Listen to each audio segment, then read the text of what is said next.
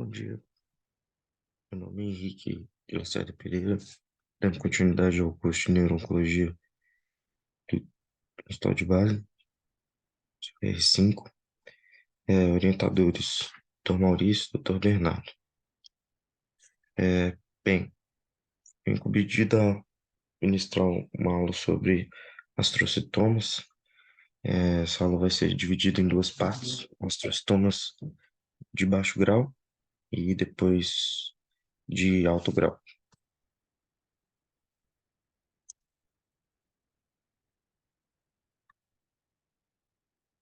Bem, iniciando alguns pontos chaves, os gliomas são tumores primários, mais comuns do sistema nervoso central, é, possuem características, né, neoplásicas de amplo espectro e de alterações diferenciadas sobre a questão do prognóstico, tratamento e agressividade.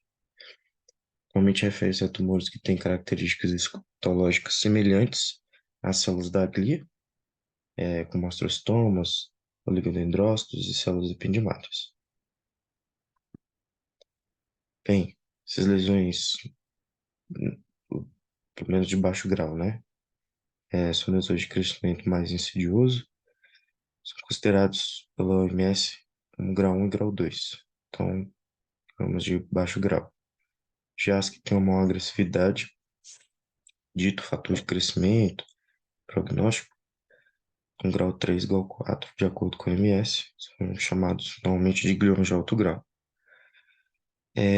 Mas essa diferenciação, por muitas vezes, pelo menos até pela OMS, recomenda evitar, uma vez que eles agrupam muitas características heterogêneas, né, de tumores diferentes. Então, acabam que eles têm propriedades tanto biológicas quanto propedêuticas diferentes.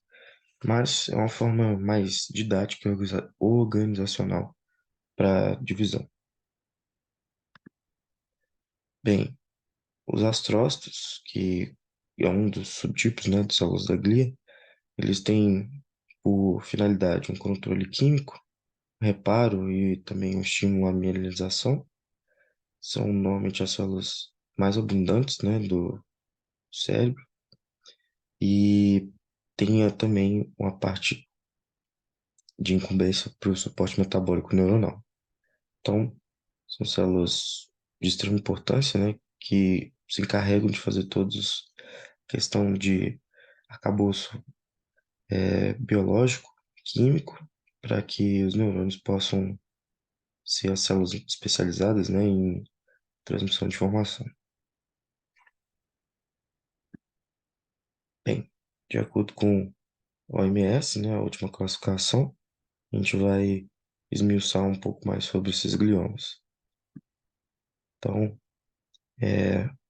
iniciando pelos astrostomas, né, de baixo grau, a gente tem os tumores circunscritos e também os gliomas difusos. Normalmente são separados de forma didática e também de forma histológica, né? O gliomas difusos do tipo adulto, gliomas difusos de baixo grau, tipo pediátrico, e de gliomas difusos de baixo grau, alto grau, do tipo pediátrico também. Esse último vai ser provavelmente ministrado em outra aula. Bem, os gliomas difusos, que a gente vai esmiuçar um pouco mais sobre o astrocitoma, DH mutante, o astrocitoma difuso, né? MYB, MYBL1 alterado. Os gramas difusos, astrostomas e DH mutante. São classificados, né, pelo OMS como grau 2, normalmente cometem adultos jovens, pico de incidência aos 30 anos. Eles têm um crescimento também insidioso, mas muitas vezes podem evoluir para graus mais malignos, né, de astrocitoma ao longo dos anos, sofrendo desdiferenciação. Felizmente, sobrevida média, aproximadamente 11 anos desses pacientes. Esse glioma difuso adulto pode também ser diferenciado em outros graus, como grau 2, 3 e 4, com base nas características histológicas e moleculares. Então, Os tumores que possuírem deleção monozigótica do inibidor de quinase dependente de ciclina 2AB ou CDKNA2B tem um prognóstico ruim, normalmente recebe um grau mais avançado, né, o grau 4, que eu coloquei aqui só para exemplificar e também não perder a linha de raciocínio, mas vai ser ministrado na próxima aula, doutora Kézia. Bem, voltando aqui, os osteostomas DH mutante, grau 2 são normalmente difusamente filtrativos, ele tem um aspecto atípico e celularidade leve a moderadamente aumentada, em comparação ao cérebro normal, né? Então, as células tumorais normalmente são mais bem diferenciadas e não apresentam características histológicas de anaplasia. Normalmente também não tem uma atividade mitótica significativa, então é uma proliferação endotelial e necrose mais proeminente. Então, aqui já é, né, uma das características que faz com que ele seja de um baixo grau, tanto pela não desdiferenciação, tanto quanto pelo menor fator mitótico, né? Então, aqui está um exemplo.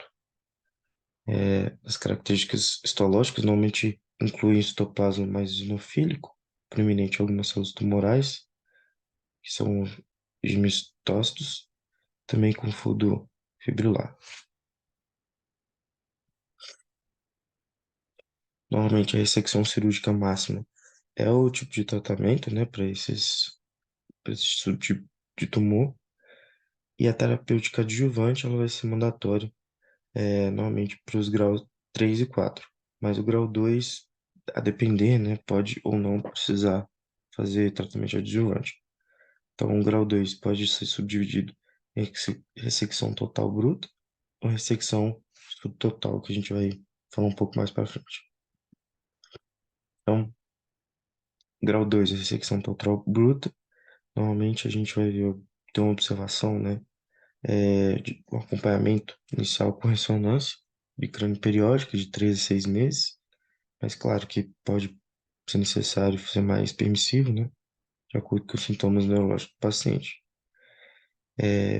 Mas quando que a gente vai indicar, né, uma terapia adjuvante? Normalmente, de novo, quando tem presença de déficits neurológicos, pacientes que muitas vezes podem estar inseguros, né, com a proposta observacional, e aí abro um parênteses para avaliação junto à oncologia e definição, né, se vale a pena ou não, ou se o serviço consegue contemplar isso.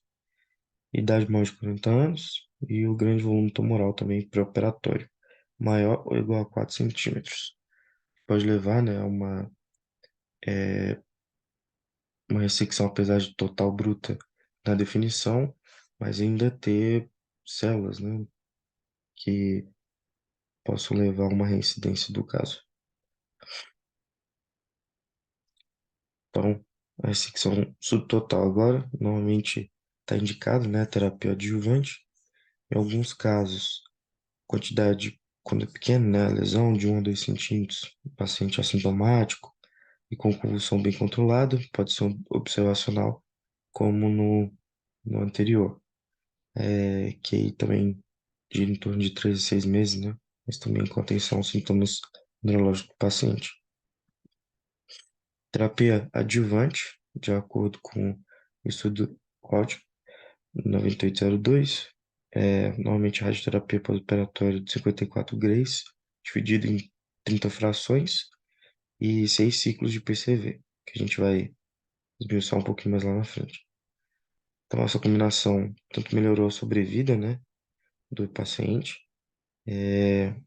quanto as características de melhora neurológica, em comparação a só a quimioterapia isolada. A escolha entre o PCV e o Temodal, ou temozolamida, ainda é uma discussão e a maioria dos papers tem essa diferenciação, mas de novo depende do serviço, né? Então aqui tem uma guideline falando exatamente sobre o classificação tumoral. Então, a gente vai se ater aqui ao MS grau 2. Então, de novo, se teve ou não uma proposta, né, terapêutica de tentativa de ressecção total ou subtotal. Se foi total, é observacional. Se foi subtotal, é fazer a quimioterapia, a radioterapia associados. Glioblastoma difuso, subtipo MYB ou MYB1 alterado.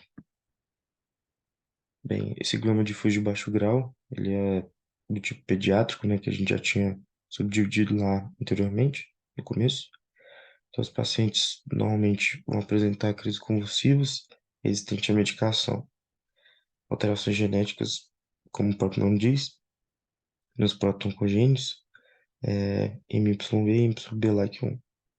Então, são eles que vão definir, né, esse subtipo de astrocitoma infiltrativo. Possuem componentes tanto cortical quanto subcortical. Normalmente eles estão localizados nos lobos temporais frontais. Normalmente, assim, o curso clínico ele vai ser benigno, mas com taxas, né, de ausência de crise convulsiva ou baixa recorrência após a ressecção isolada.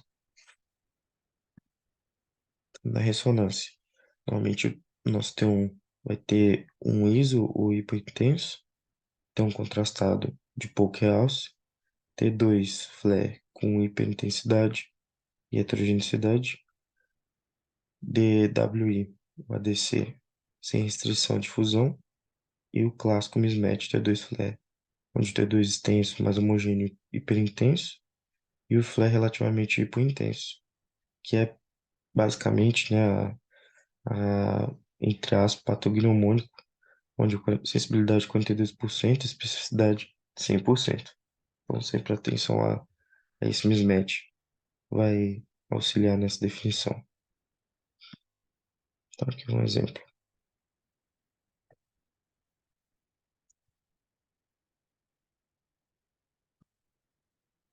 Agora, os gliomas circunscritos. A gente vai esmiuçar um pouco de cada um, começando pelos astrostomas pilocíticos. Normalmente, na classificação da MS seria grau 1, são os gliomas mais comumente que acometem as crianças, né, idade média de 8 anos. Cerca de 25% dos casos ocorrem após os 20 anos, geralmente nos hemisférios cerebrais. Surgem geralmente na fossa posterior, e aí eles vão se apresentar, né, o quadro clínico com hipertensão intracraniana. Outros locais que podem acometer a via óptica estão associados ao NF1 e também podem estar associados a outras estruturas mais nobres, né, da linha média. Tanto hipotálamo, tálamo, tronco cefálico, até mesmo medula espinhal.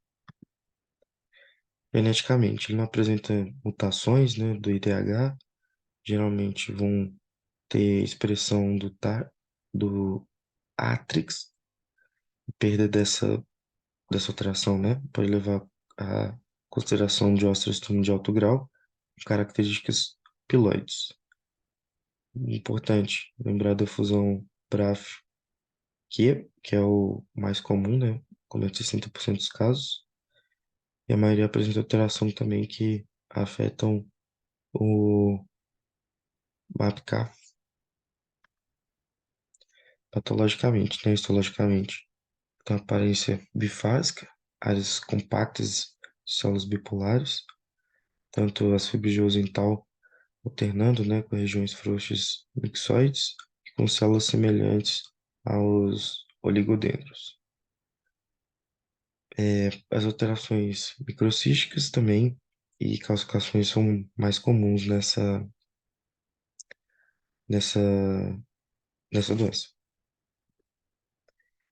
Na imagem, né, na ressonância, T1 é bem variável, T2 sempre hiperintenso, e a maioria vai se apresentar com a massa bem demarcada, com nódulo mural, com uma alteração cística, né, circundante, que é o característico.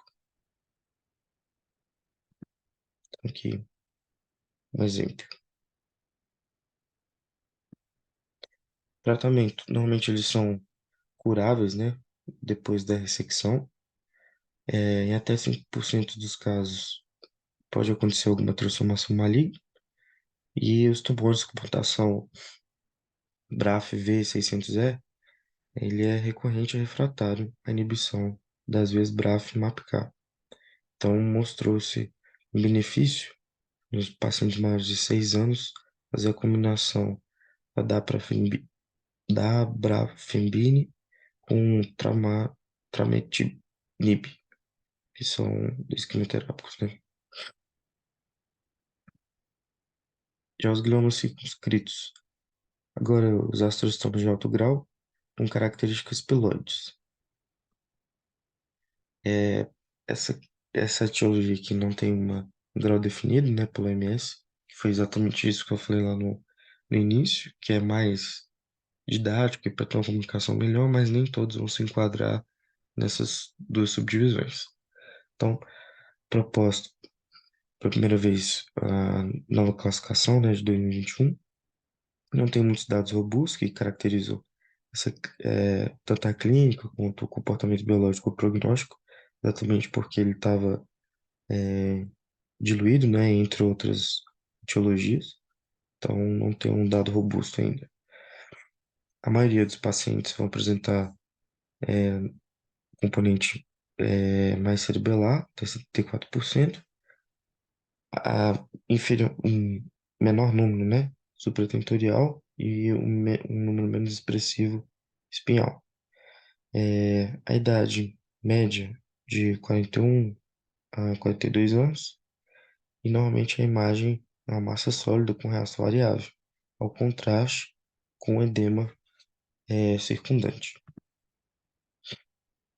Agora, os gliomas circunscritos, os xantostrostomas pleomórficos. Na classificação da OMS, ele é grau 2. Normalmente são tumores mais raros. O grau 2 é atividade mitótica de até 2,5 mitoses por milímetro quadrado. E em comparação com o grau 3 que tem uma atividade mitótica mais elevada associada à necrose. Então, aqui a parte histológica vai ser bem mais definidora. Geralmente também ocorre em lobo temporal, e por isso os sintomas mais característicos podem ser crises convulsivas. E na ressonância eles geralmente contêm componentes císticos, que tem realce e um edema adjacente importante. Do ponto de vista patológico, tem uma deposição proeminente de reticulina, normalmente a localização meningo-cerebral superficial, células pleomórficas, como eu tinha dito anteriormente, e corpos granulares eosinofílicos.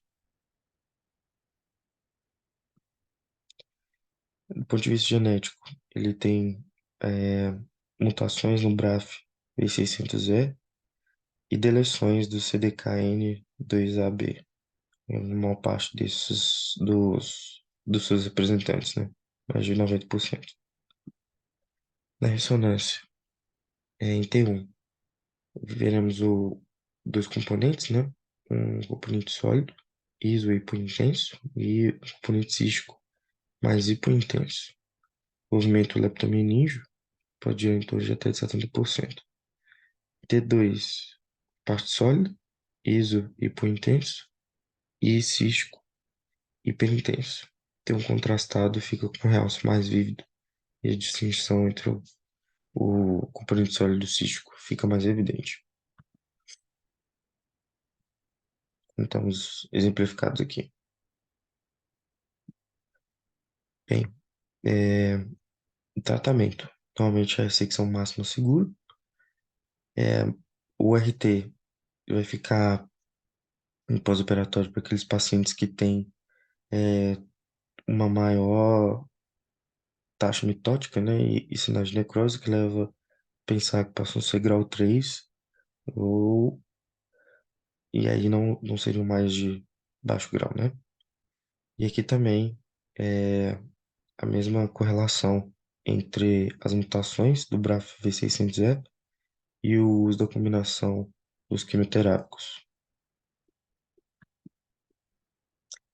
Outro exemplo dos gliomas circunscritos é o tumor subependimário de células gigantes, SGCT.